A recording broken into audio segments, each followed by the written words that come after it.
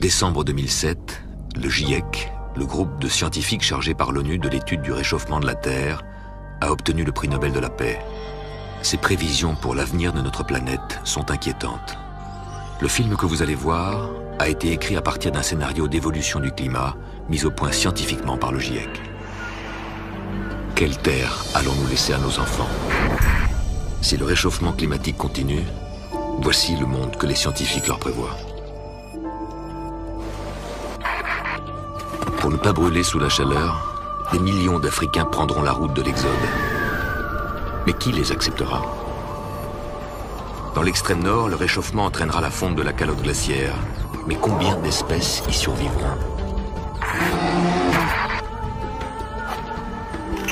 Comment ferons-nous face à l'arrivée massive de millions de réfugiés? Comment ferons-nous face au manque d'eau, au déluge, aux invasions d'insectes qui remonteront d'Afrique pour s'abattre sur l'Europe?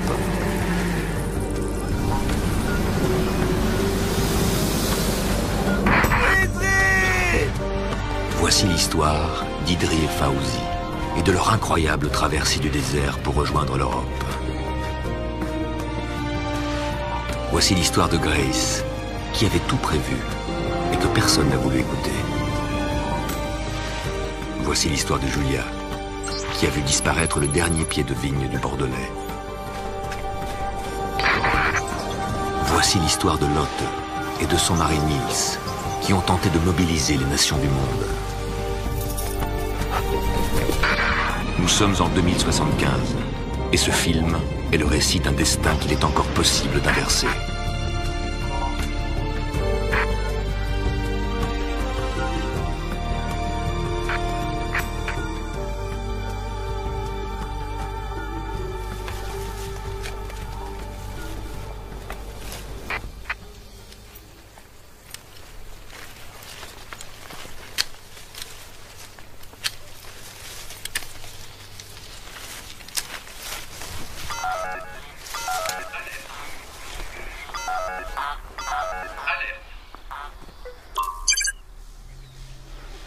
Oh mon Dieu!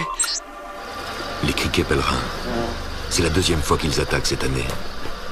Une catastrophe pour le vignoble de Julia et de son grand-père Lucas.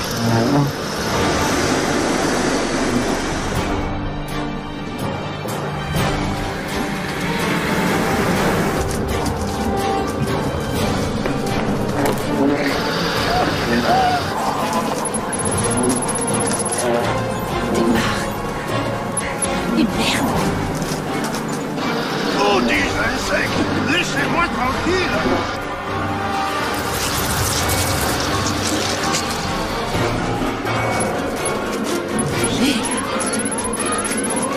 Oui!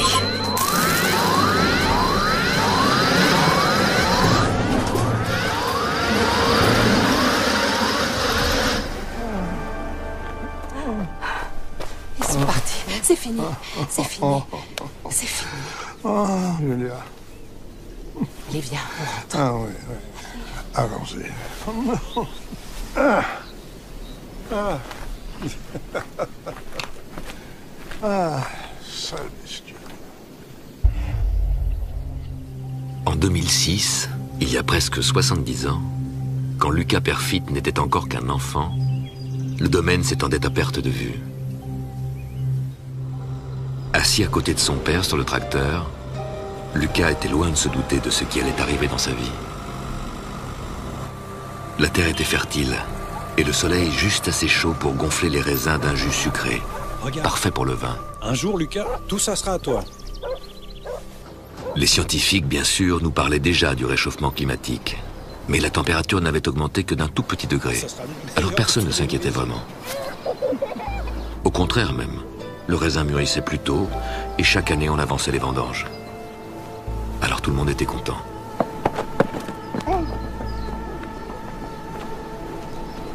Puis Lucas a grandi, et avec lui a grandi l'inquiétude des scientifiques. En 2040, quand il reprit le domaine, le monde avait déjà les yeux rivés sur le thermomètre. De nouvelles maladies ravageaient la vigne, et la plupart des viticulteurs partaient faire du vin en Angleterre, sous un climat plus doux. Mais comme son père, son grand-père et son arrière-grand-père avant lui, Lucas avait voulu garder le domaine.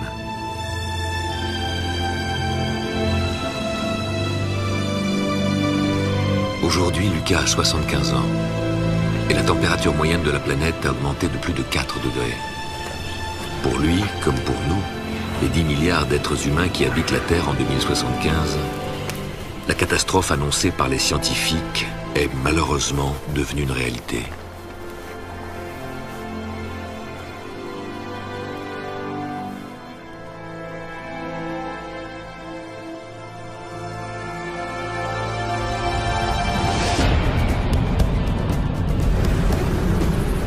Parfois, portés par les vents, les essaims de sauterelles dépassent le vignoble du Bordelais pour atteindre Paris.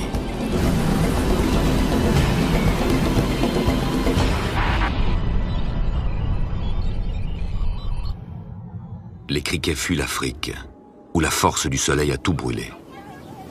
Désormais, le désert est partout.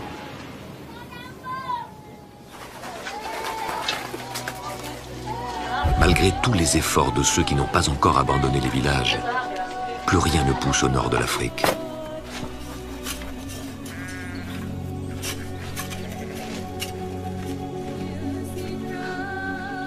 C'est inutile, mon fils. Cette terre ne nous nourrira plus. Mais c'est notre terre. La terre de nos ancêtres. Une terre? Et regarde autour de toi, Idri. Il ne reste que de la poussière. Et cette poussière a déjà pris mon père, mais aussi mon mari. Jamais je ne la laisserai prendre, mon fils. Tu dois partir. Fawzi Traoré s'en va demain matin. Tu partiras avec Mais maman, c'est... C'est la seule solution. Et pour aller où?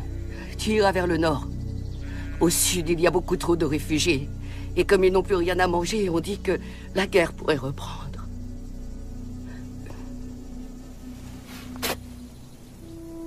À 20 ans, Idri n'a plus d'autre choix que de quitter son village. Encore une fois, l'Afrique n'a pas été épargnée. Toute sa partie équatoriale est submergée par les eaux et tout le nord englouti sous le sable.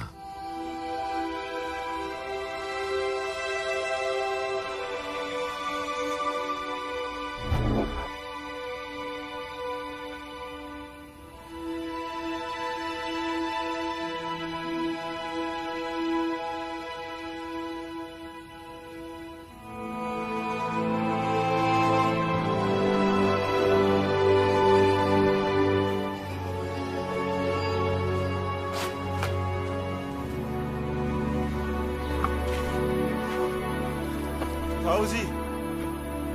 Attends.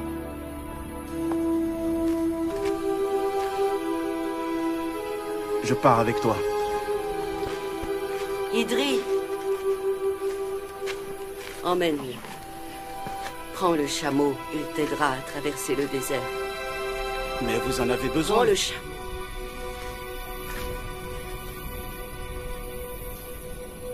Va. Va. Va-t'en.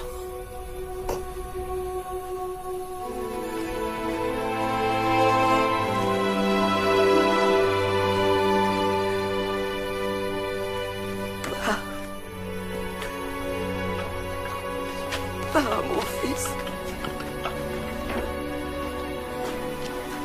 Pour Idri et Fawzi, son compagnon de voyage, l'espoir est 1000 kilomètres plus au nord. 1000 kilomètres de solitude brûlante pour rejoindre les frontières cadenassées d'une Europe elle aussi bouleversée par les changements du climat.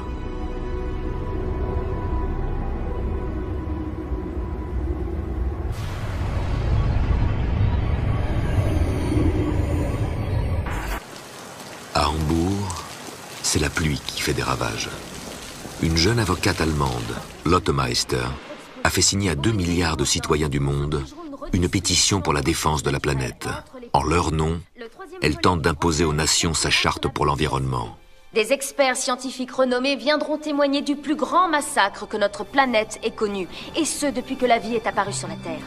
Ensuite, ils nous expliqueront comment et pourquoi le réchauffement climatique a fait disparaître la plupart des espèces connues en seulement quelques décennies. En cette matinée de juillet 2075, Pour la plupart de ceux qui ont pu suivre en direct mondial les débats de cette conférence, ces images appartiennent déjà à un autre monde. Nous sommes désormais 10 milliards sur la planète. Et le changement de climat, mais aussi la pollution, la déforestation, la surpêche et les guerres ont eu raison de plus de 40% des espèces animales.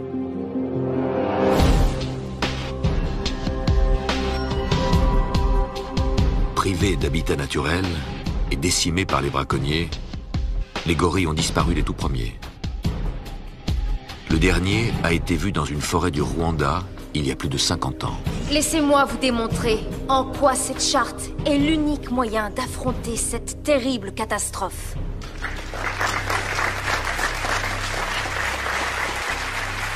Dans son combat, Lotte n'est pas seule. Elle a chargé Niels, son mari, le père de son futur enfant, de partir au Canada.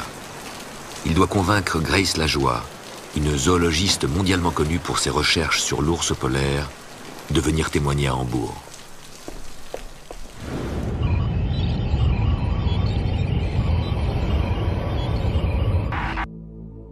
Des splendeurs qui ont fait le charme du Canada, il ne reste pratiquement plus rien.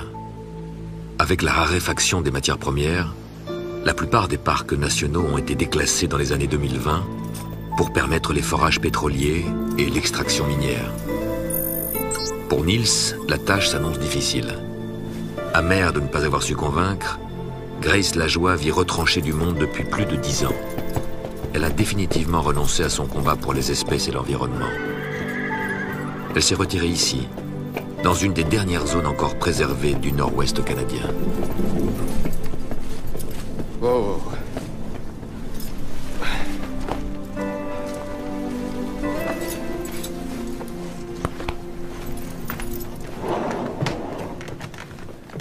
Bonjour. J'aurais préféré annoncer mon arrivée. Vous êtes Grace Lajoie? Oui. Je m'appelle Niels Meister. Je suis zoologiste, comme vous. Je vous ai envoyé des messages. Oui. Et j'ai répondu que je ne voulais pas vous voir. Je sais, mais je faisais une étude de terrain dans la région. Vous avez traversé l'Atlantique pour faire une étude de terrain? Ils vous ont permis de prendre un avion pour ça? Je ne voulais pas quitter le Canada avant de vous avoir vu. Je suis désolé d'insister. Mais ça fait déjà 2 jours que je suis en selle et puis je connais pas bien la région. Au revoir, Monsieur Meister. Vieille pique égoïste.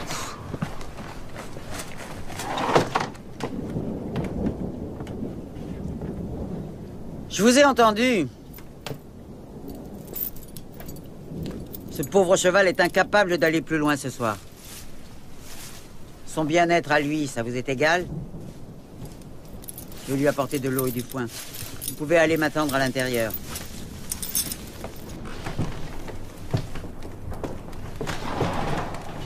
Il y a de la soupe chaude sur le poêle.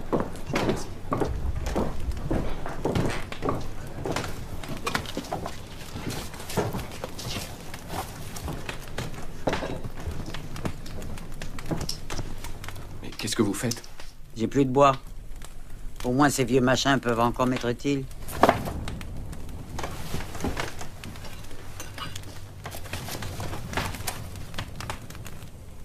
J'avais 17 ans quand je l'ai lu. C'est un peu lui qui m'a poussé à devenir zoologiste. Pour apporter ma pierre à l'édifice. Amen.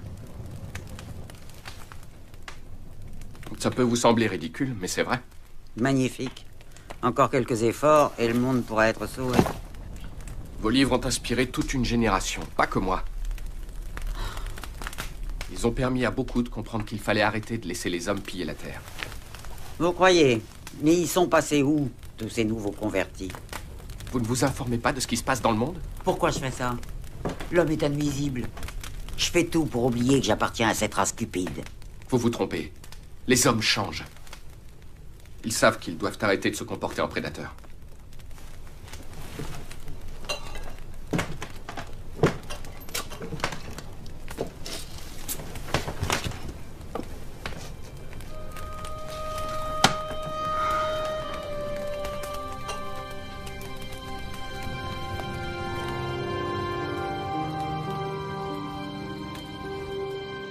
4 milliards d'années, notre planète a traversé à plusieurs reprises des périodes de réchauffement, suivies de refroidissements tout aussi spectaculaires. Il y a 13 000 ans, par exemple, une grande partie de l'hémisphère nord a disparu sous les glaces.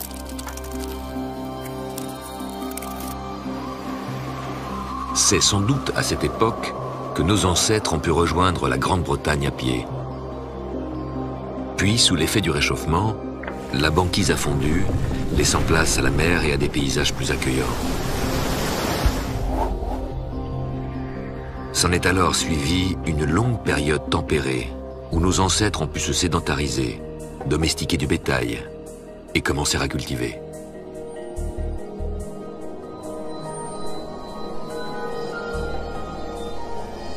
Petit à petit, génération après génération, ils ont façonné les paysages par leurs activités. À l'époque gallo-romaine, on cultivait déjà la vigne sur le domaine de Lucca. Bien sûr, le vin de l'époque ne pouvait être comparé au château Perfit de 2001 ou 2002. Aujourd'hui, la réputation de ces grands crus ne vit plus que dans nos mémoires, et le réchauffement climatique a eu raison des vignes. C'est bien ce qui désespère Julia aujourd'hui. Dans la cour du domaine, elle brûle les derniers pieds de vigne qui ont fait la réputation du château Perfit. Un sacrilège pour une fille et petite fille de vigneron.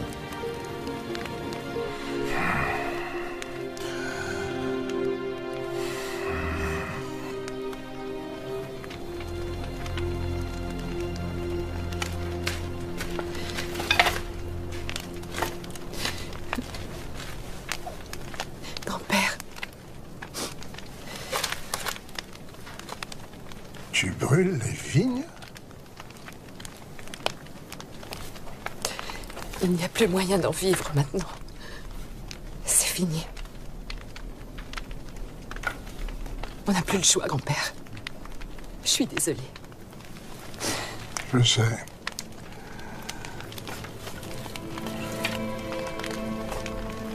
Je vais planter des orangers.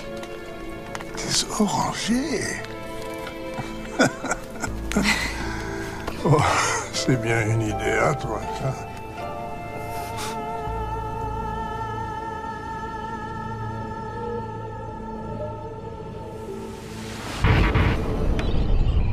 Le climat terrestre est une machine complexe, et le Soleil y joue un rôle central.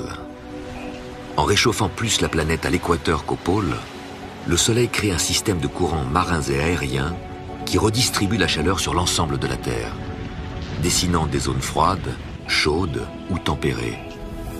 Mais au fil des siècles, notre activité sur Terre a compromis cet équilibre fragile et bouleversé les climats auxquels nous avions adapté nos modes de vie. Sur la route d'Idri et de Fawzi, la température a augmenté de plus de 8 degrés. Dans les villages privés d'eau, les dunes ont remplacé les hommes. Le peu de végétation n'a pas survécu à la fournaise, et les dernières palmeraies sont retournées à la poussière. Le long de leur route, Idri et Fawzi s'apercevront que les rares puits d'eau qui rendaient la vie possible aux millions d'habitants du désert se sont taris.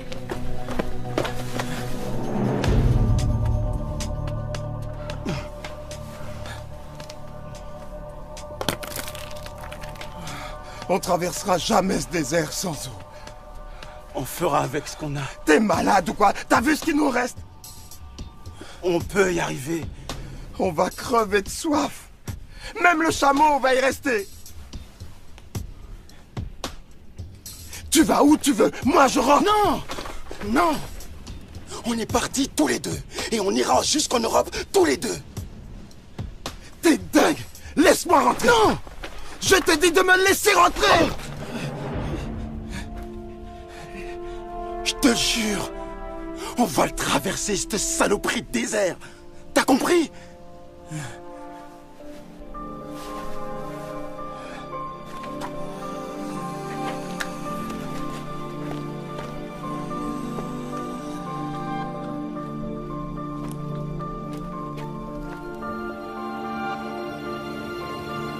Le Grand Sahara a dévoré le nord du continent africain.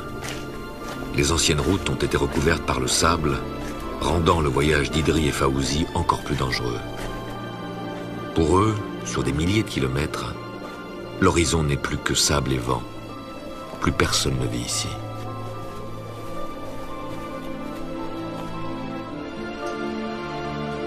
Au début du siècle, pourtant, les pays du Sahel et le Maghreb avaient caressé l'espoir d'un grand bond économique, comme celui de la Chine ou de l'Inde. Et une grande partie de l'Afrique pouvait enfin entrevoir la fin de la misère.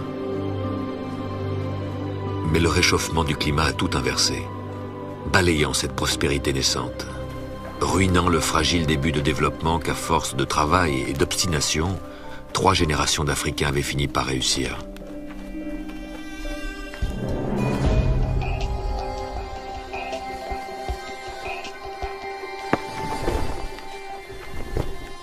Ce soir, Idri et Fawzi entament leur dernière gourde.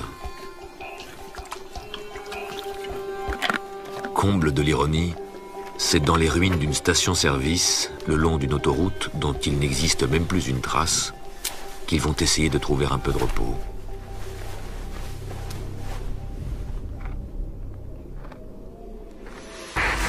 Le pétrole, le gaz naturel, le charbon, toutes ces énergies ont mis des centaines de millions d'années à s'accumuler. Il nous a fallu à peine 200 ans pour en brûler la plus grande partie. 200 ans d'une consommation frénétique. Nous voulions tout, et toujours plus vite, toujours plus polluant. Malgré les nombreuses mises en garde des experts sur le climat, malgré les dangers 1000 fois dénoncés de cette pollution industrielle, nous n'avons jamais accepté de réduire vraiment nos émissions de gaz carbonique. En 200 ans, nos usines, nos chauffages, nos voitures ont fait doubler la quantité de dioxyde de carbone présente dans l'atmosphère. Ce gaz, en s'accumulant, finit par créer une enveloppe isolante autour de notre Terre. La chaleur du Soleil qui normalement s'évacue vers l'espace reste prisonnière de cette immense bulle de gaz. À l'intérieur de la bulle, comme dans une serre, la température augmente. Aujourd'hui, nous sommes 10 milliards, prisonniers de cet effet de serre irréversible. Bien sûr, nous ne prétendons pas que cette charte mettra un terme au réchauffement du jour au lendemain. Cette charte contient les solutions qui permettront à l'humanité de poursuivre son développement dans la justice, la paix et le respect de l'écosystème. Au fil des audiences, nous démontrerons qu'il s'agit là de l'unique alternative. Merci à tous de m'avoir écouté avec tant d'attention. Au nom de tous les enfants à naître dans ce monde dévasté, je voulais dire une fois encore toute la confiance que je place en ce tribunal. Merci. Depuis Kyoto, en 1997, les gouvernements n'ont jamais réussi à s'entendre. Le sommet de Hambourg est celui de la dernière chance.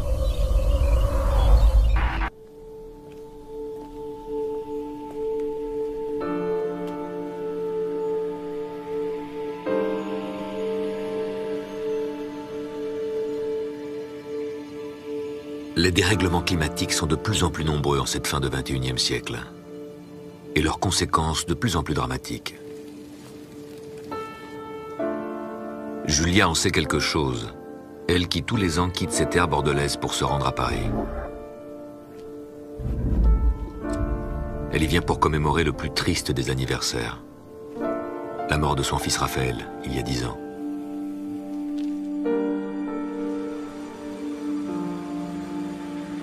Cette année-là, il avait plus des trompes d'eau. Raphaël était venu passer les vacances de Noël à Paris chez la sœur de Julia. Il essayait son nouveau vélo sur les bords de la Seine quand l'une des grandes digues qui protégeait Paris des inondations a cédé, faisant 93 morts. Raphaël figurait parmi les victimes.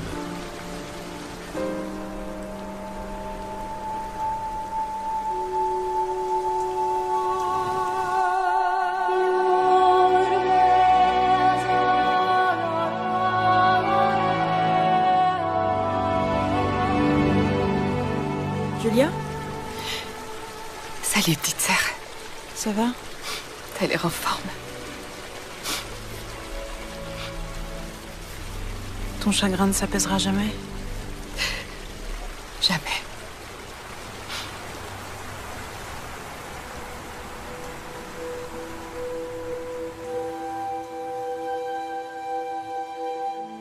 Aujourd'hui, partout dans le monde, les inondations sont pour nous une menace permanente. Une première alerte a eu lieu en 2005 à la Nouvelle-Orléans. Depuis, beaucoup de nos grandes villes comme New York, Shanghai ou Londres sont régulièrement sous les eaux. Et rares sont les digues qui ne sont pas menacées par la violence des pluies et des crues.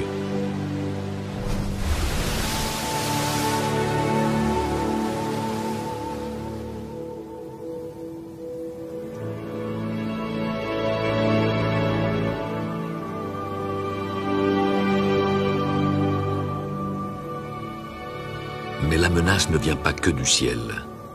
La montée régulière, inéluctable de la température a fait fondre presque tous les glaciers.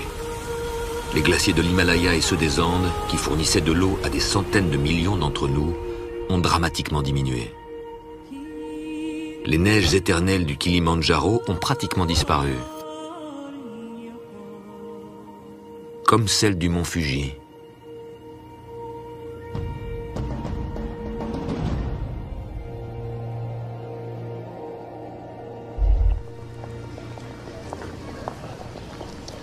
Lucas regrette ses vignes, mais il n'en dit rien.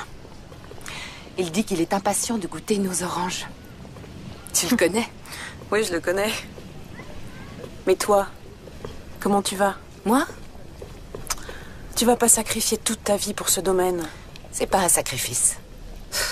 Je t'assure. Tu pourrais déménager, rencontrer quelqu'un, recommencer une nouvelle vie.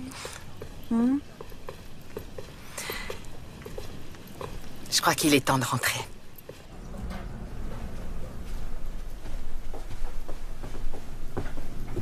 À Paris aussi, le climat est bouleversé. Désormais, il pleut sans cesse en hiver et les étés sont de plus en plus chauds. Depuis la mort de son fils, Julia a reporté toute son affection sur sa nièce. Ah, Tati Julia! Oh, mon petit ange. Comme tu as grandi, ma belle. Ah, je vais bientôt avoir 6 ans. Waouh, 6 ans. C'est ma princesse. Bah ça alors. Salut Robert. Salut. Je suis heureux de te voir. C'est gentil. Désolé pour la chaleur, mais la climatisation est encore en panne. Alors... C'est pas grave, par rapport à la maison, c'est rien. À ce point-là? À Paris, les appartements technoclimatiques sont beaucoup trop petits et puis c'est vraiment devenu trop cher pour nous. Ouais. Allez, viens Stella. Si on allait prendre l'air. C'est parti. Elle est magnifique. Ouais. En 2075, les 3/4 de la population mondiale est concentrée dans les grandes villes. À Paris, les changements climatiques ont bouleversé le marché immobilier. Dans les immeubles haussmanniens, mal adaptés aux grandes canicules, le prix des appartements s'est effondré. Désormais, ce qui fait la valeur d'un appartement, c'est l'énergie propre des panneaux solaires et les murs végétaux pour se protéger de la chaleur. Les immeubles qui n'ont pas été adaptés ont été abandonnés. Paris, comme toutes les capitales, a dû s'adapter aux variations brusques de température et aux économies d'énergie. La priorité est au transport public rapide, aux espaces verts et à l'aménagement de zones ombragées pour se protéger du soleil. Dans toutes les grandes capitales, la voiture a été bannie.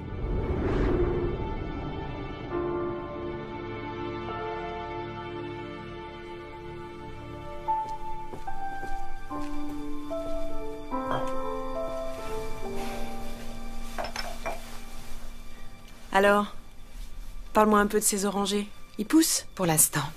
Mais apparemment, il leur faut beaucoup d'eau la première année. Il faut qu'il pleuve. Il va pleuvoir. Il va pleuvoir, j'en suis sûre. Espérons-le. Et tout vendre? T'y as déjà pensé? J'avoue que sans grand-père, j'aurais tout abandonné. Il a tant donné pour cette terre. Il ne sera pas toujours là. Je sais.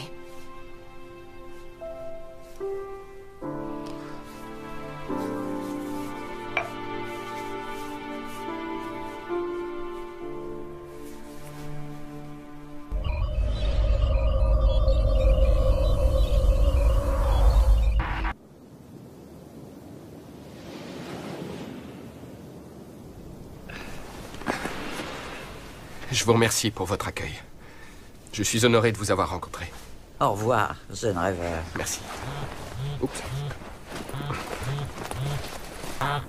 Désolé. Vous feriez mieux d'y aller maintenant. Je suis désolé de vous déranger, mais j'essaie de joindre Grace Lajoie. Le satellite indique que votre signal est assez proche d'elle, donc j'ai décidé d'appeler. Vous avez bien fait. Elle est là. Grace, c'est pour vous. Pour moi? Oui, regardez. Salut Grace. Tu sais que j'ai eu du mal à te joindre? Mitch! Tu vas me croire cinglé, mais j'ai vu un ours blanc. Le dernier est mort sur l'île Melville il y a 20 ans. Non, je te jure, celui-ci était bien vivant. Et c'était où? Sur la banquise, un peu au nord de l'île d'Ellesmere. J'ai laissé un marqueur satellite. Écoute, je fais un convoyage par là dans 2 jours, alors je peux t'y déposer si tu viens me rejoindre ici. Je pars tout de suite. Super, à dans 2 jours. Que diriez-vous d'aller voir un ours polaire, en chair et en os? C'est impossible, la race est éteinte. Il aurait pu passer inaperçu durant tant d'années? Mitch est pilote sur cette ligne depuis 20 ans. Et s'il prétend avoir vu un ours blanc, c'est qu'il l'a vu. Alors, ça vous intéresse ou non? Vous avez besoin de quelqu'un avec vous, c'est ça? En plus, ça nous ferait 2 chevaux. Avec un seul, je suis pas sûr d'y arriver. Il faut que je reparte en Allemagne. Vous n'êtes pas quelques jours près, pas vrai? Si, je le suis. Ma femme va bientôt accoucher. Vous avez déjà vu un ours blanc? Non. J'étais étudiant quand le dernier est mort. Vous n'aurez jamais plus aucune occasion d'en voir un.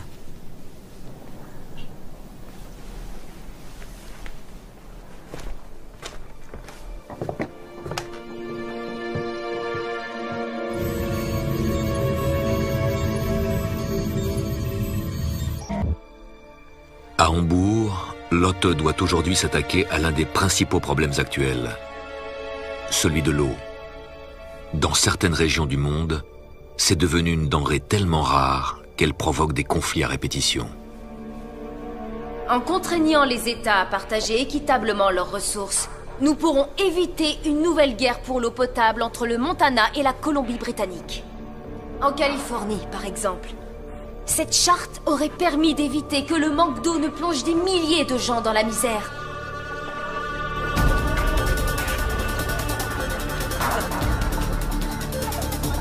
Tous les gouvernements ont pris des mesures drastiques pour gérer le manque d'eau. Priorité à l'eau potable, bien sûr. Le marché noir et le gaspillage sont sévèrement punis par la loi. Je vous rappelle qu'il y a aujourd'hui 46 différents conflits pour l'eau sur la planète. Nous devons mettre un terme à cette folie. Et cette charte est notre ultime chance d'y arriver enfin. Merci. Mesdames et messieurs, je déclare cette séance levée. J'aurais dû choisir un autre moment pour accoucher. Tu m'appelles après chaque audience, d'accord? Oui. Jusqu'à ce que tu sois en salle d'accouchement. Il nous faut plus d'experts, tout particulièrement des hommes d'affaires et des économistes, que des pointures internationales, tu comprends? Souviens-toi, que des professionnels, pas d'amateurs. Calme-toi. Tout va bien se passer, tu verras.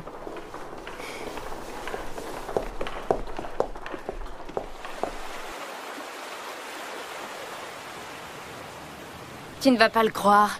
Il s'est enfin arrêté de pleuvoir. Écoute, tu devrais te reposer, ma chérie.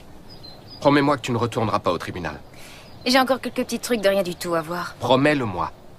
J'ai rêvé du bébé cette nuit. Il te ressemblait, il arrêtait pas de parler. Tout comme toi. Oh, bonjour. Oh, je vous présente ma femme, Lotte. Grace Lajoie, qui a eu la gentillesse de m'accueillir sous son toit. C'est un plaisir de vous rencontrer. T'as réussi à la convaincre? Tu sais ce qu'on dit sur les zoologistes. Il manque un peu de psychologie.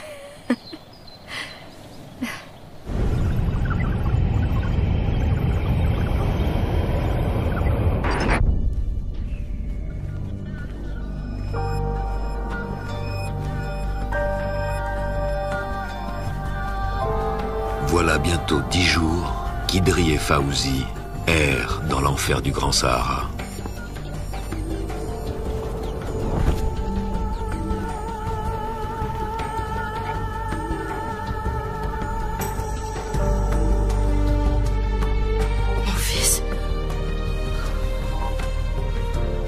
Quelque chose à mon fils.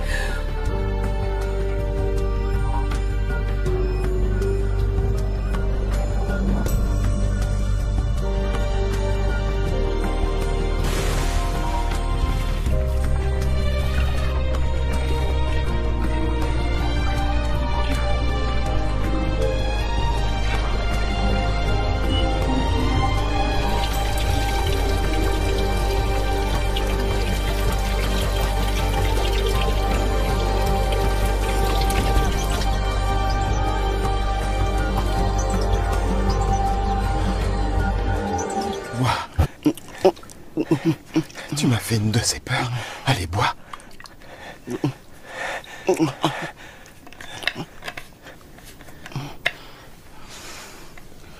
chameau. Où est le chameau?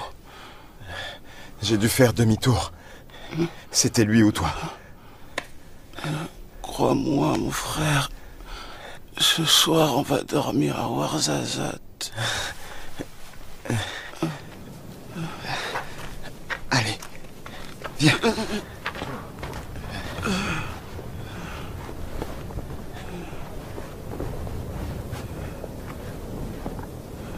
Tu m'as fait très peur, tu sais. Tu crois qu'il a déjà traversé la mer? Idri, j'espère que oui. Et peut-être qu'un jour, il nous enverra un message sur le satcom du village.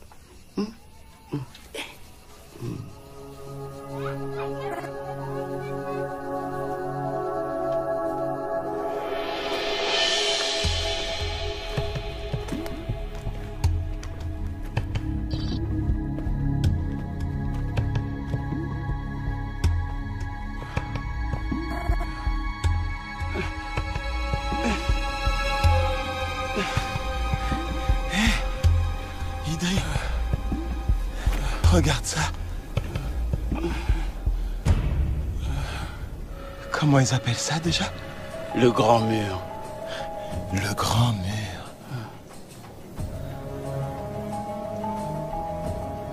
On fait la course. Le premier de l'autre côté. Allez, on y va. Le grand mur d'acier. Une tentative désespérée des habitants d'El Rachidia pour sauver leur ville de l'avancée du désert. En 2050, ils avaient entassé des milliers de carcasses de voitures devenues inutiles pour tenter de bloquer l'avancée du sable. Peine perdue. Leur ville, comme tant d'autres, a finalement été avalée par les dunes.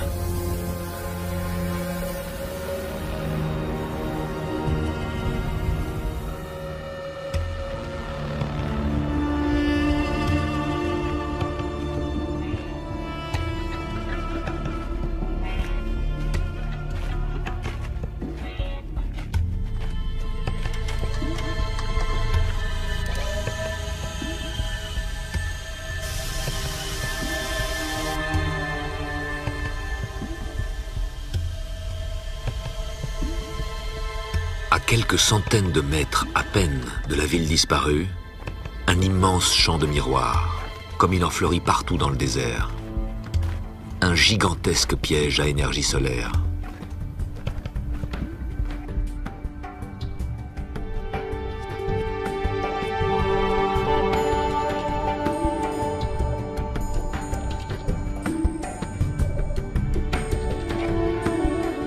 Depuis que le pétrole et le gaz sont devenus des produits très rares, depuis que l'utilisation du charbon, trop polluant, est abandonnée, les hommes se sont tournés vers un autre modèle énergétique, plus propre.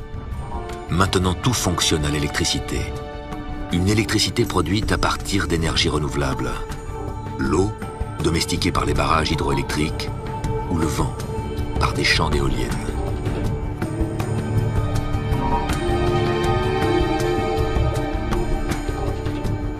Porte du désert, dans les ruines d'une ville fantôme, un seul homme habite encore. C'est le gardien des champs d'énergie solaire et du dernier puits de toute la région. Chaque jour, il voit sortir les survivants de cet enfer blanc.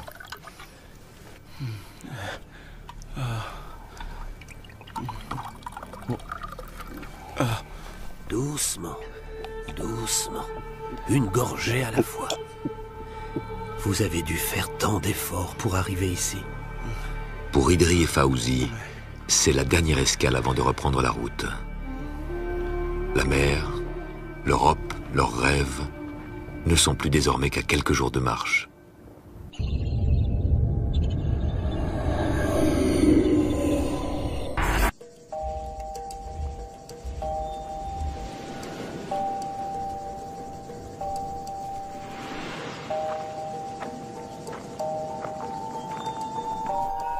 plusieurs zones, les forces de sécurité se sont déployées afin de prévenir tout acte de vandalisme. Le gouverneur Allais a déclaré l'état d'urgence, considérant que cette catastrophe a atteint de telles proportions que notre État n'est pas en mesure d'y faire face seul.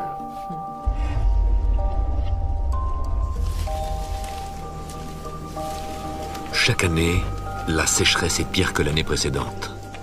Les nappes phréatiques n'ont jamais été aussi basses. Pour l'instant, les orangers semblent résister. Mais pour Julia, l'inquiétude est toujours présente.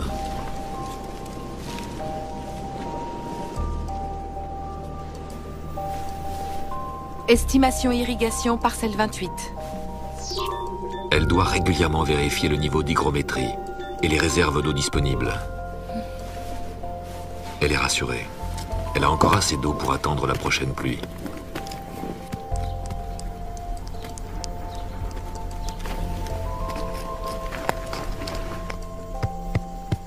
Ailleurs dans le monde, c'est l'inverse. C'est l'eau qui menace la vie. L'ouragan Gary ravage la côte Est. Cette tempête, la plus meurtrière sur la façade atlantique depuis 2 siècles, sème la destruction sur son passage. Nous retrouvons maintenant en direct pour Climate News, Diego Buñuel. Merci Franck. La puissance imprévisible de cet ouragan laisse les météorologues perplexes. Et je dois dire que moi je ne me sens pas très en sécurité non plus. Autour de moi, le vent est en train d'arracher des toitures et l'eau détruit à pas pour tout sur son passage. C'est vraiment effrayant, je me assure d'être ici. Attendez, le stabilisateur, ça souffle beaucoup. Ah, c'est bon ça? Ok. Pardon. En dépit des mesures de sécurité prises préventivement par les autorités fédérales, presque 2000 personnes sont blessées dans les États de la Virginie et du Delaware. Les secours annoncent que des milliers de personnes sont toujours portées disparues. Merci Diego. Apparemment, ces inondations vont continuer. Elles ont déjà fait des centaines de milliers de sans-abri. Maintenant à plus de 150 000 le nombre de personnes. Et le problème, c'est que les secours...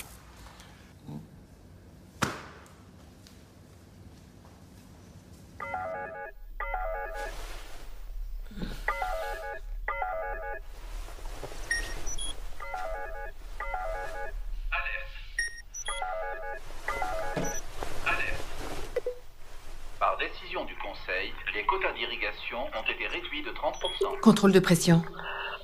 Pression nulle. Dans le Bordelais, comme dans le reste de l'Europe, l'OCG, l'Office central de la gestion des eaux, harmonise l'utilisation de l'eau selon les besoins. Les quotas alloués aux agriculteurs sont en constante diminution, au grand désespoir de Julia. 30%? Ils n'ont pas le droit.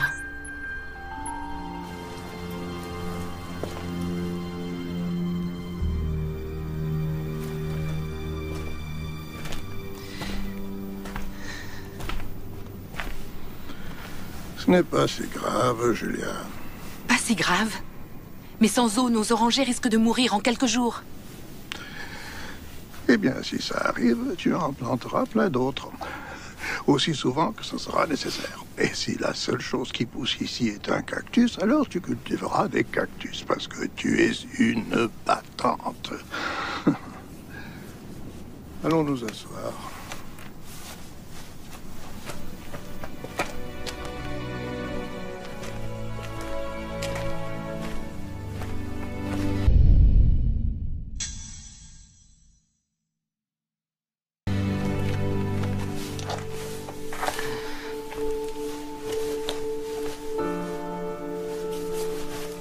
Je ne sais plus comment être une battante.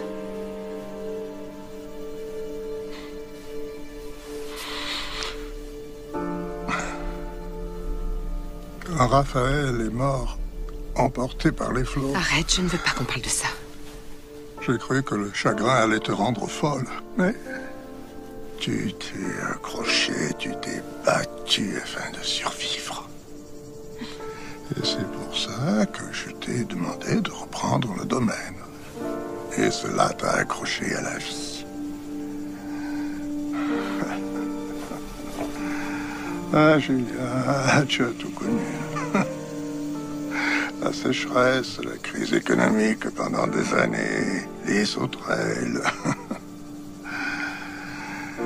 D'autres auraient abandonné, mais non, pas toi. Tu m'as rendu vraiment fier de toi. La vraie question, c'est pourquoi tu continues? Pourquoi donc? Pour le domaine. Le domaine?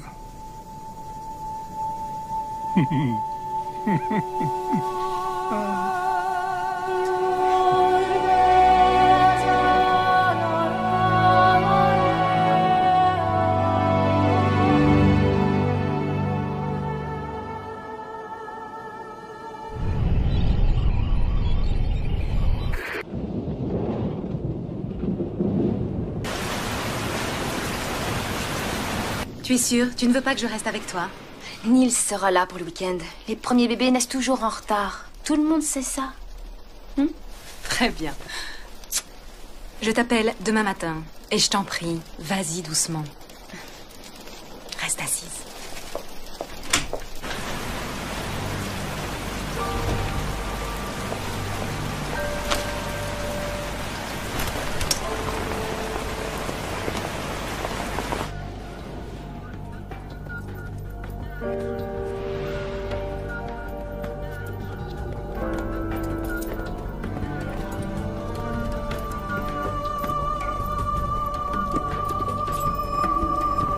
Nils et Grace entament le long voyage qui doit les mener jusqu'à la banquise, à la recherche du dernier ours polaire.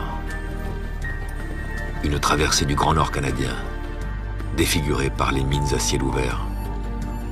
Quand le pétrole est devenu rare, on en a ouvert des dizaines.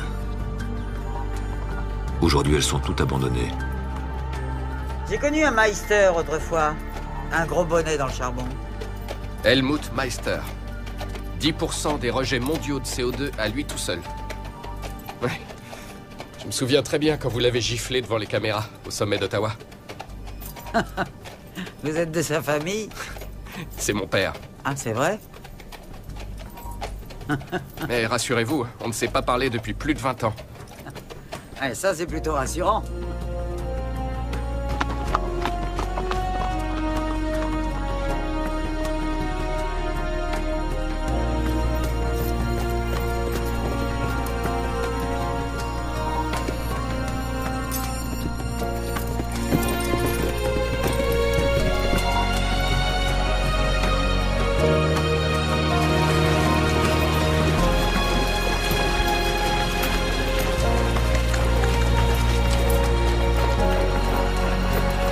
À des milliers de kilomètres de Hambourg, Nils est partagé entre l'envie de retrouver sa femme, Lotte, et celle d'être peut-être le premier zoologiste de sa génération à observer un ours polaire vivant.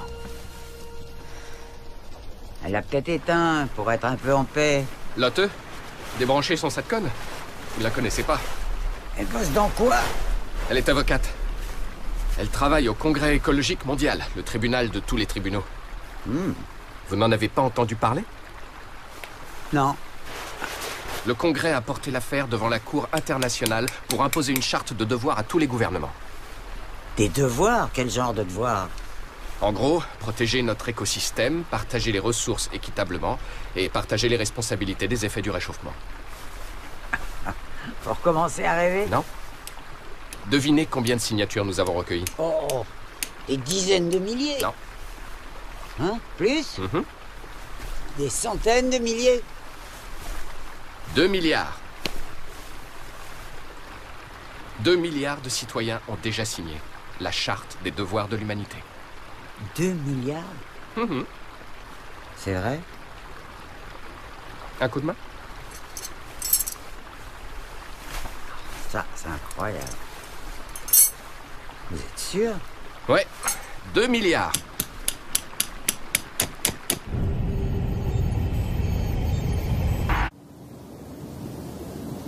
De l'autre côté de l'Atlantique, Idri et Fauzi longent la ligne du Transsaharien. Depuis la disparition des routes et des pistes, ce train à grande vitesse permet à ceux qui en ont les moyens de traverser le désert en quelques heures. Idri et Fauzi n'ont pas cette chance.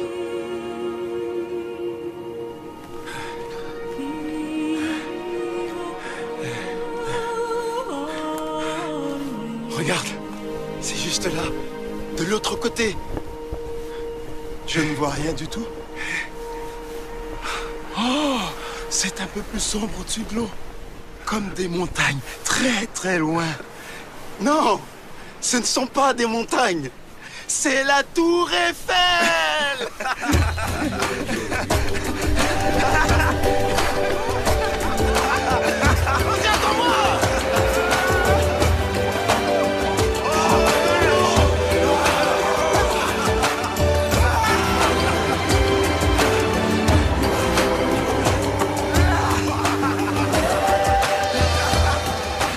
Toute cette eau qui fait leur bonheur provoque ailleurs de véritables catastrophes.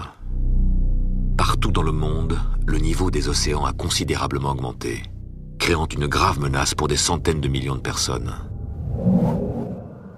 En se réchauffant, l'eau se dilate et augmente de volume. C'est ce qui fait monter le niveau des océans.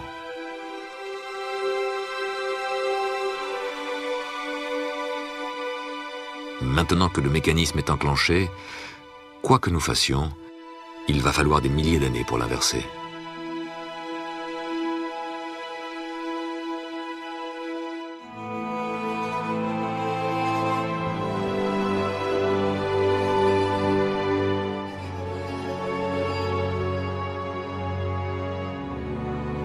En 2075, de larges zones côtières ont été avalées par les eaux et de nombreuses îles ont disparu.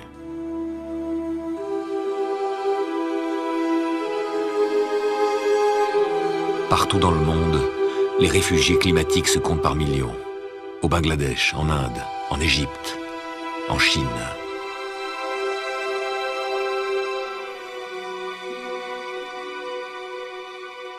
La montée des eaux ravage les cultures, les villages, anéantit des années d'efforts patients, forçant les populations à fuir et à s'entasser dans des camps de réfugiés. Des régions entières ont été rayées de la carte. Des millions d'hommes sont aujourd'hui apatrides.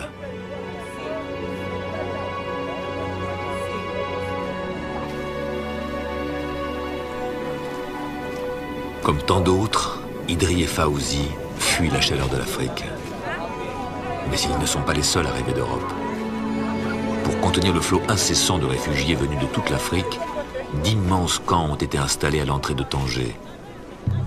Devant leurs yeux, ils découvrent le Saint des Saints, un centre de tri géré par les gouvernements des pays riches. C'est derrière ces murs que va se décider leur sort. Désormais, la seule immigration acceptée est l'immigration saine, économique et choisie.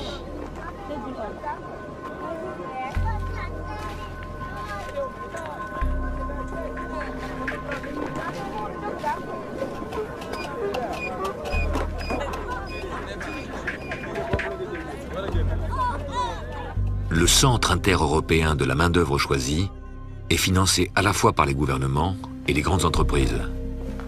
Aujourd'hui, il est presque impossible de rentrer clandestinement en Europe. Nom, prénom. Idri Diallo. Date et lieu de naissance. Le 26 juillet 2058, Mnati, États-Unis d'Afrique du Nord. Box numéro 12.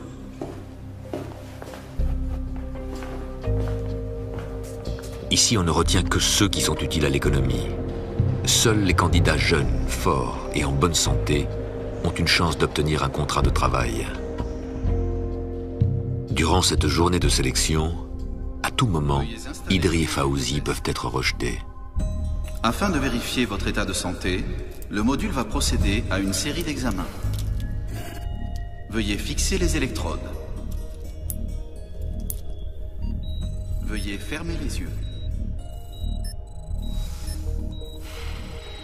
État de santé conforme aux normes européennes.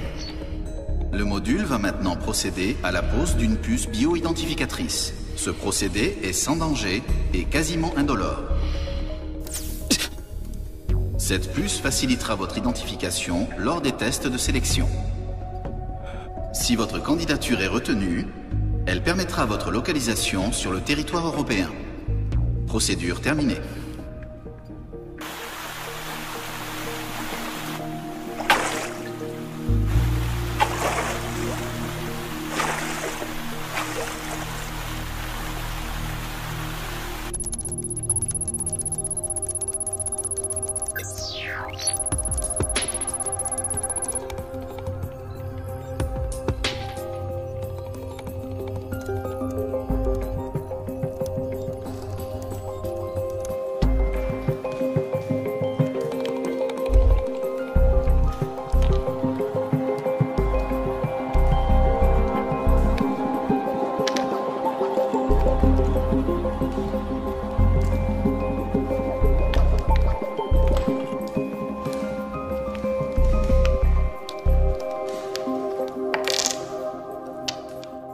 État de santé non conforme avec le standard. Pas dans le standard. État de Qu'est-ce que santé vous faites, non mes enfants? conforme avec Vous le avez standard. pensé à mes enfants?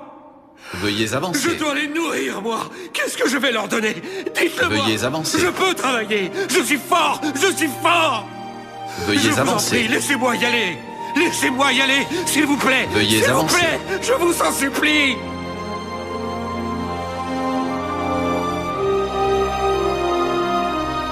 Des animaux! Voilà comment ils nous traitent! Faut pas t'inquiéter. Oh oui! Conforme aux normes sanitaires. Notre pays est devenu un enfer, et ça à cause d'eux. Et là, on devient leur bétail! Saloperie d'Européens! Normalement, c'est eux qui devraient nous supplier de venir! Mauvais point pour Fawzi. La docilité est l'un des principaux critères de sélection. Et rien n'échappe au sélecteur.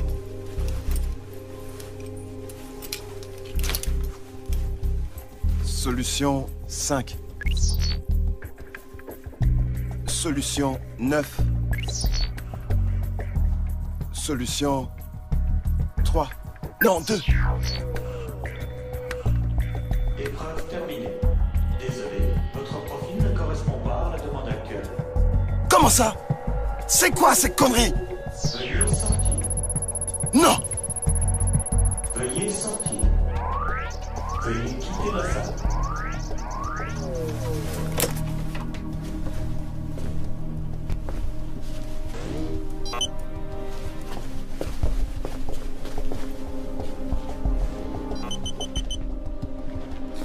C'est bon toi aussi? Ouais, c'est bon. C'était la dernière épreuve. Ça y est mon frère, on y est. Oui, avance.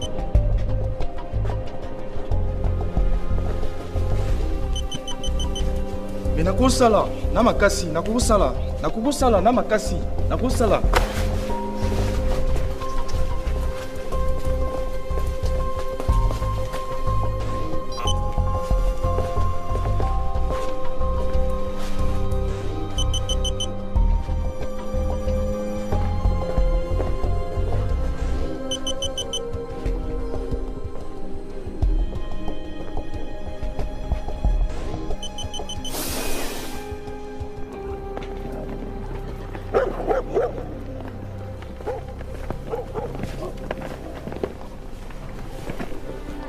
Ceux qui ont échoué, comme Fawzi, sont rejetés, oubliés dans des camps qu'ils n'ont souvent ni le courage, ni les moyens de quitter.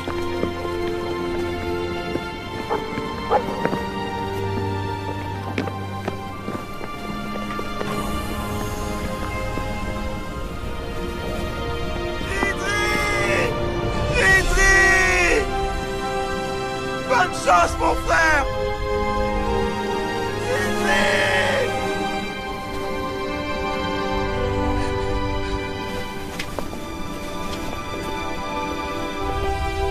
Sois heureux, mon frère! 3 fois par jour, comme un mirage, l'Express Transméditerranée emmène les émigrants sélectionnés vers l'Europe.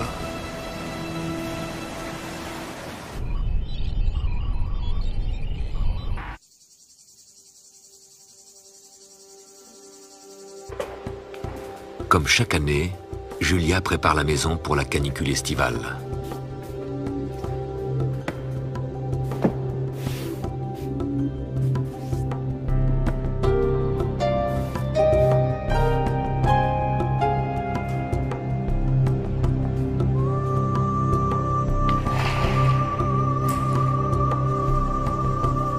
La pluie promise n'est toujours pas tombée et les plants d'orangers commencent à souffrir.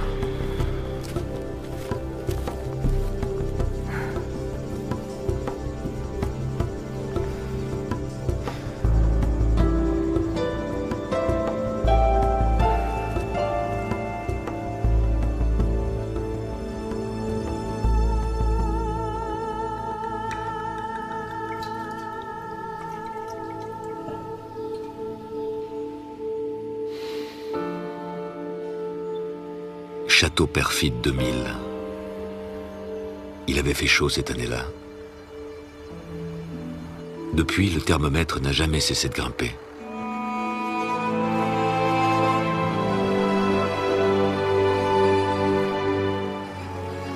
C'était il y a 75 ans déjà.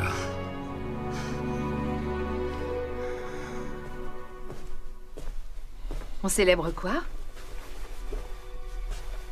Tu l'as ouverte?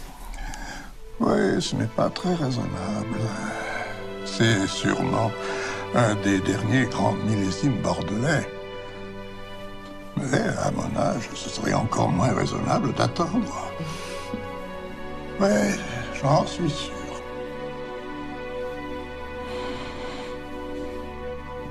Le temps est venu.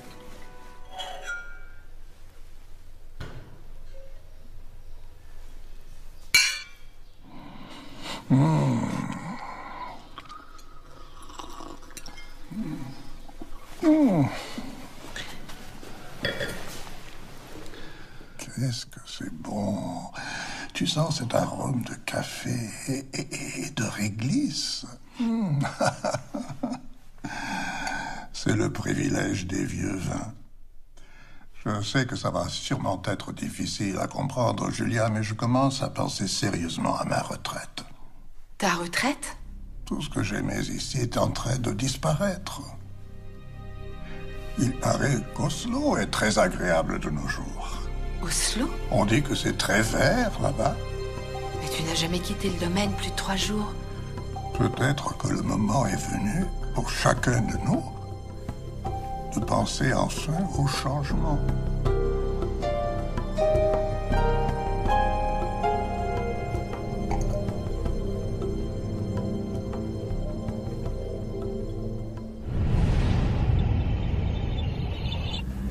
La base aéronef du Grand Nord. C'est ici que Grace doit retrouver Mitch, le pilote qui a repéré l'ours blanc. Oh, merci. Merci. Mitch. Grace. Je suis content de te voir. Moi aussi. Lui, c'est Bonjour. Nils. Salut. C'est un plaisir. Soyez le bienvenu. Et ce voyage? Pas trop mal. Bien. Ça a l'air d'aller, hein? Eh, toi aussi? On a vu pire. Tant mieux. Alors, raconte. Où tu l'as vu exactement? Je suis presque sûr que c'était un adulte. Prenez vos vivres. Oh, Merci. J'espère que vous aurez assez. Au début du siècle, on prenait encore l'avion sans y penser. Avec l'augmentation chaque année plus importante du trafic aérien, l'avion était devenu une importante source de gaz à effet de serre.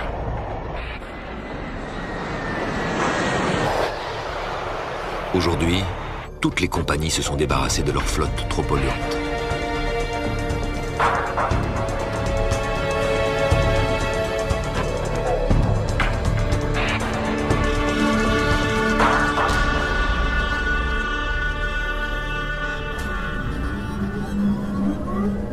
En 2075, on voyage le plus souvent en dirigeable à hydrogène. C'est le moyen de transport le plus économique et le plus écologique.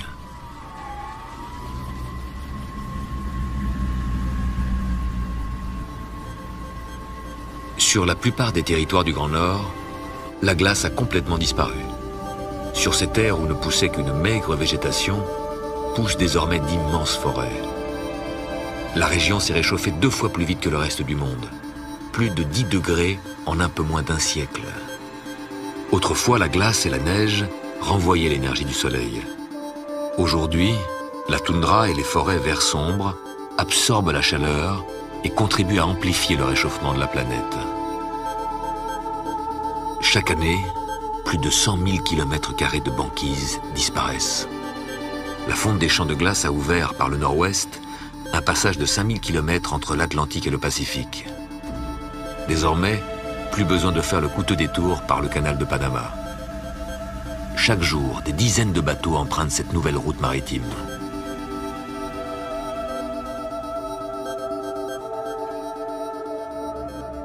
« 48 heures. C'est le temps que Mitch laisse à Grace et à Nils pour tenter de retrouver le dernier ours polaire. Dans 2 jours, il survolera à nouveau la zone pour les récupérer.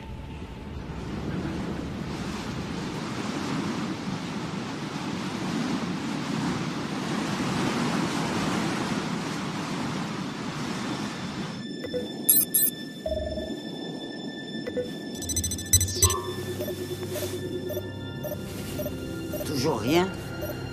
Non.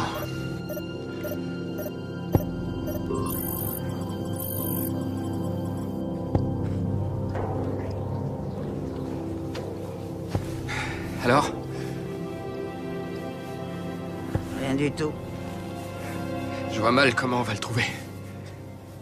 Puisqu'on est là pour au moins 48 heures, on peut encore le chercher.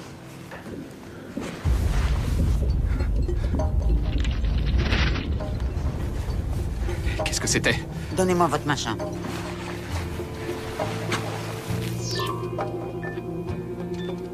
Il y a une plaque d'à peu près 100 de kilomètres de long qui est en train de pousser celle sur laquelle nous sommes.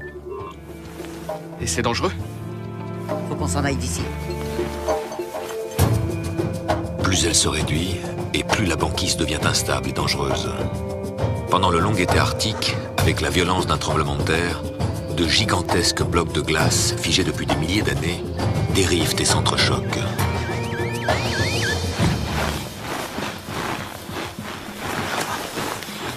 Oh! Il avait raison. Oh, mon Dieu. C'est une femelle. Elle a une douzaine d'années. Elle court. Elle sait qu'on est là. Vous croyez qu'elle a une chance de survivre? Si 2 milliards de personnes ont signé votre charte, je pense qu'on a une chance de sauver un ours isolé.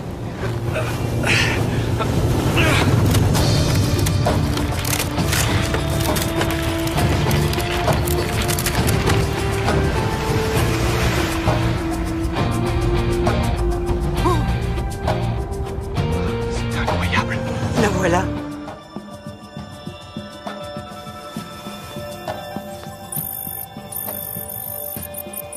Il y a 2 cœurs qui battent. Elle est pleine. Elle n'est pas seule. Est-ce qu'on fait des films avec ça? Oui. On doit montrer au monde qu'elle est toujours là et bel et bien en vie.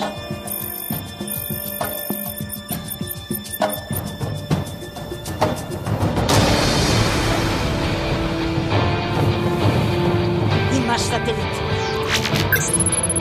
Zoom facteur 5. Oh merde. Regardez ça.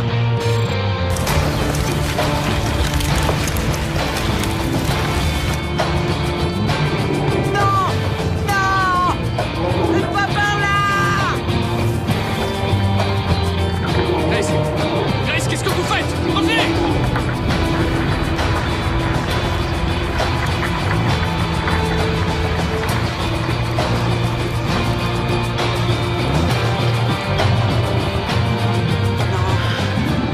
Doucement, doucement, ma belle. Là.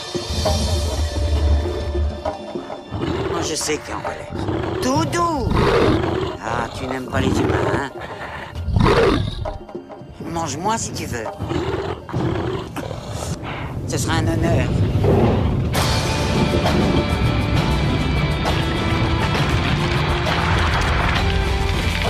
Grace! Sortez de là! Vas-y! Sauve-toi d'ici! Pars vite!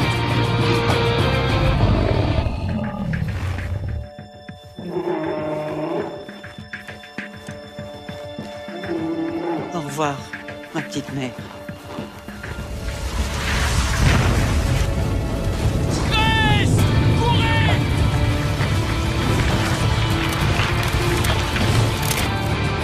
Grace, vite! Revenez, Grace! Courez! Revenez par ici! Dépêchez-vous! Non! Grace!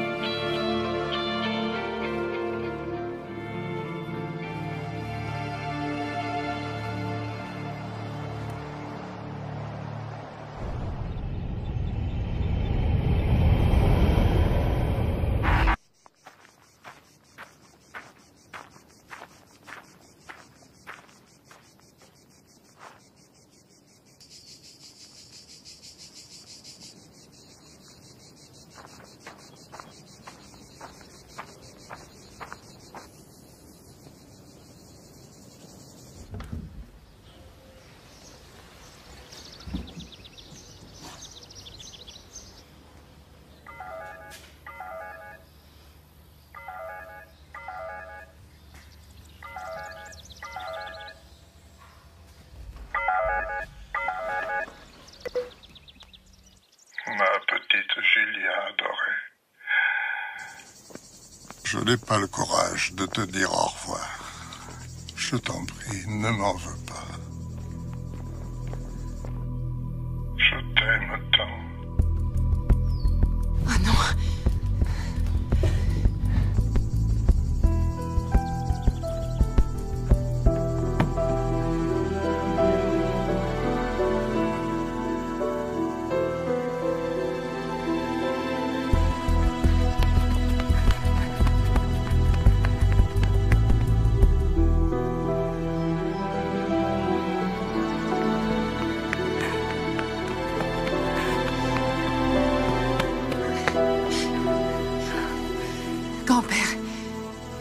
T'en fais pas. Je te comprends. Je voulais juste te parler avant que tu t'en ailles. Il y a tant de choses que je voulais te dire. Grand-père? Grand-père? Grand-père? Grand-père? Non.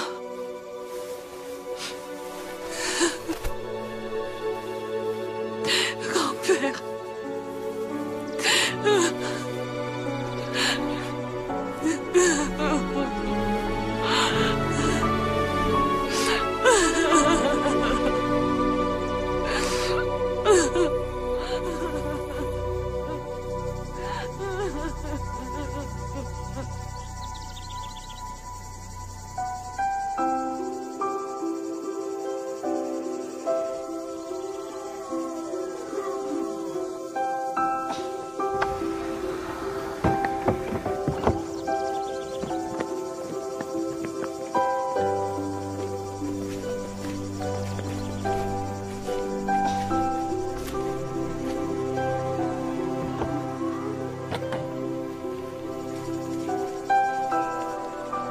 Excusez-moi.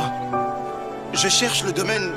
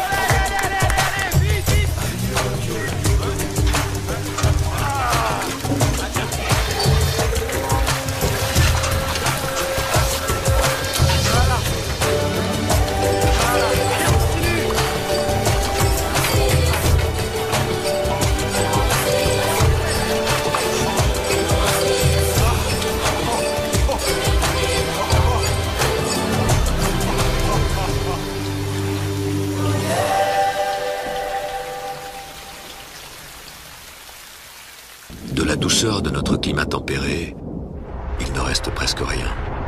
En plus de la chaleur accablante, l'une des conséquences du réchauffement, c'est la violence des pluies qui tombent aujourd'hui dans nos régions. Les pluies sont devenues plus intenses sur l'Europe du Nord, et les dégâts qu'elles provoquent ont augmenté avec elles. Et cela malgré les lourds investissements qui ont été consentis pour protéger les populations.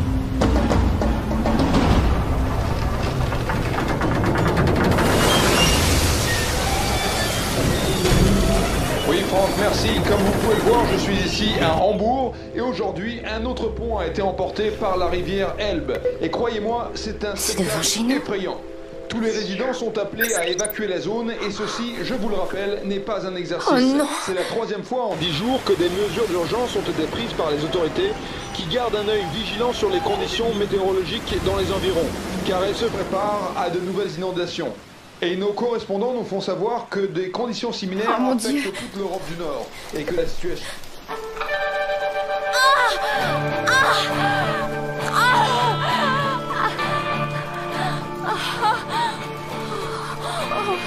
Maintenant.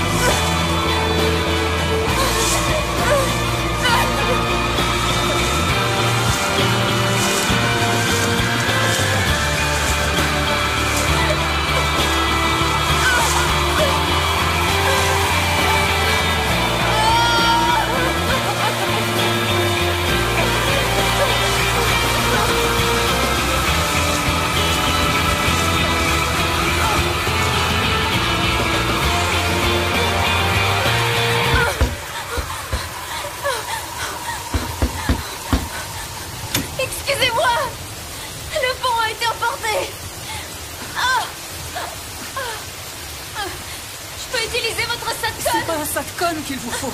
Mais entrez plutôt vous mettre à l'abri. Ma pauvre chérie.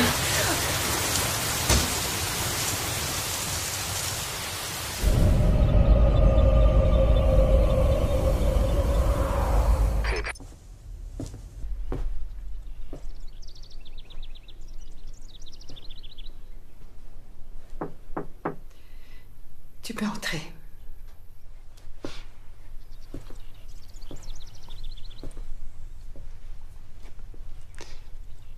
Je vous ai fait du thé.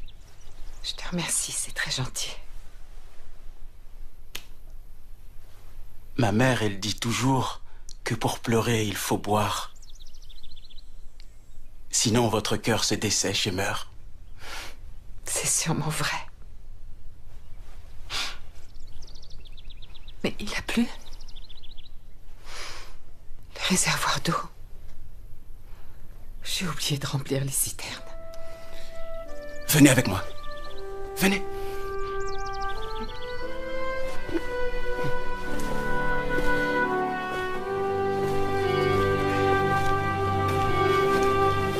Regardez.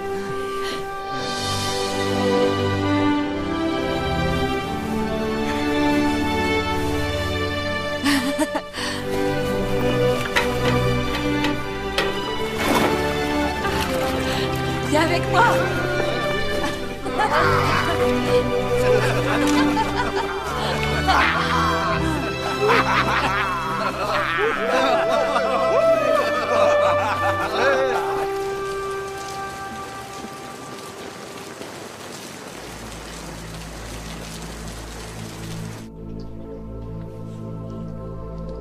Doucement, doucement, doucement, ma belle. Là, je sais que tu es en colère. Toutou!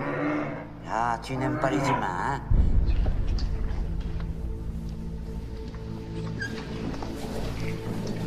Depuis plusieurs années, Grace Lajoie s'était retirée.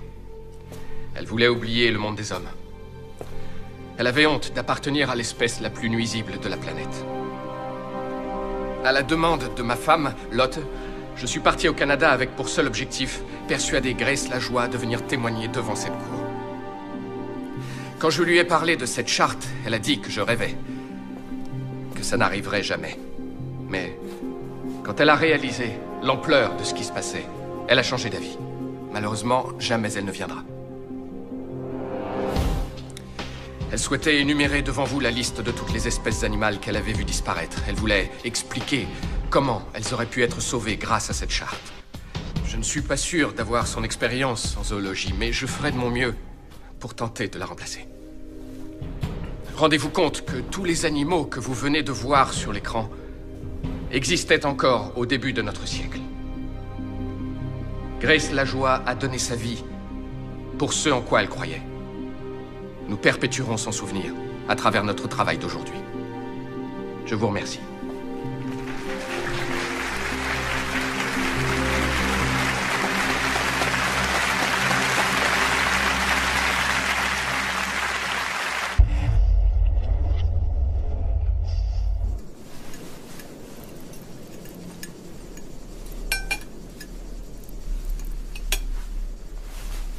Tu fais quoi après la saison? J'en sais rien. C'est le bureau de l'immigration qui décide. Tu voudrais rester? Ici? J'ai besoin de quelqu'un à plein temps. Je te propose un contrat de 3 ans. Ça t'intéresse? Si ça m'intéresse. Bien sûr.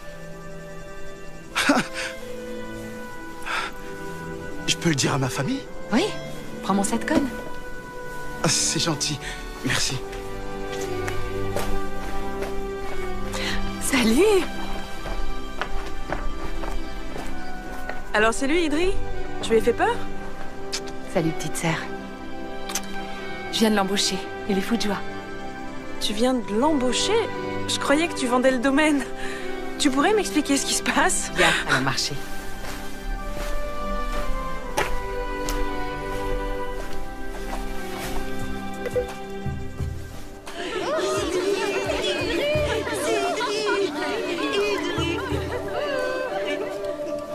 Mon garçon, je suis heureuse, mon fils, si heureuse. Chut, chut, chut. Regarde cette plante, maman. Elle pousse comme celle que nous avions. J'économise pour vous trois.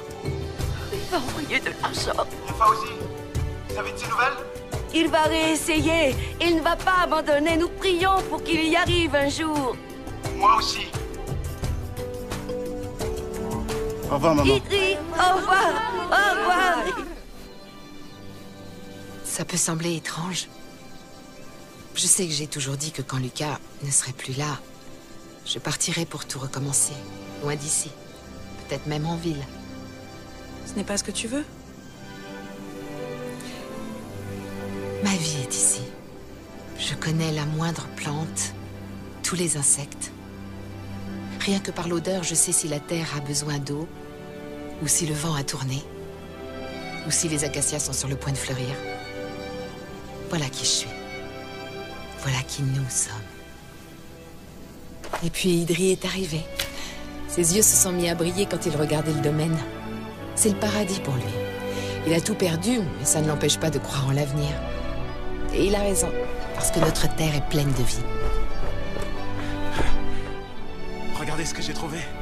Depuis le début du XXe siècle, la température de la Terre n'a cessé d'augmenter. Renverser cette tendance prendra des siècles, mais on peut déjà faire beaucoup pour ralentir le processus.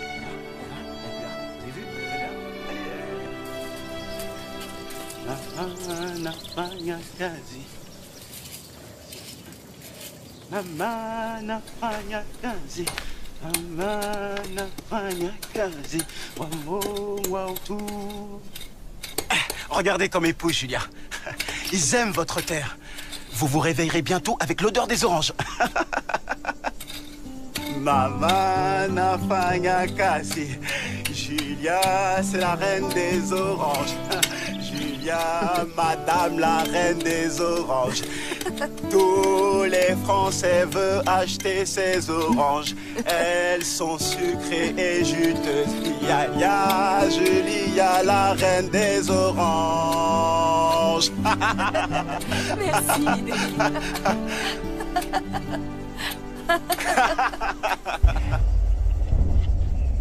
Si nous acceptons de vivre autrement, si nous acceptons de changer nos habitudes de consommation, si l'ensemble de la communauté internationale prend les mesures indispensables préconisées par les scientifiques, alors il nous est encore possible de laisser à nos enfants un monde préservé. Leur avenir dépend de nous.